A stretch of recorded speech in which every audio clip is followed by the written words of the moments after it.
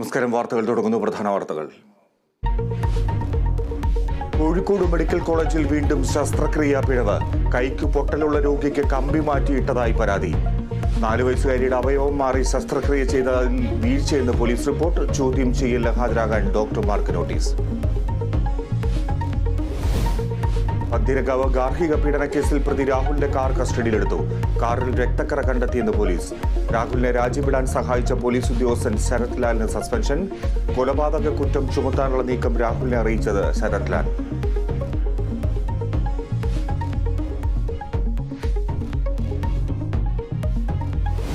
സംസ്ഥാനത്ത് ശക്തമായ മഴ തുടരുന്നു. തിരുവനന്തപുരത്ത് പലയിടങ്ങളിലും വെള്ളക്കെട്ട്. കോട്ടയത്തും ഇടുക്കിയിലും പത്തനംതിട്ടയിലും റെഡ് അലർട്ട്. കണ്ണൂരും കാസർഗോഡും ഒഴികെ എല്ലാ ജില്ലകളിലും മഴ കനക്കും. തീരപ്രദേശങ്ങളിലും മലയോര മേഖലയിലും അതീവ ജാഗ്രത.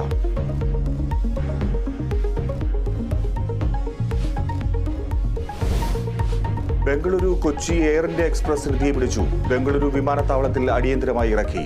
179 യാത്രക്കാരും 6 ജീവനക്കാരും സുരക്ഷിതർ. യാത്രക്കാർക്ക് പകരം വിമാനം ഏർപ്പെടുത്തി എയർ ഇന്ത്യ.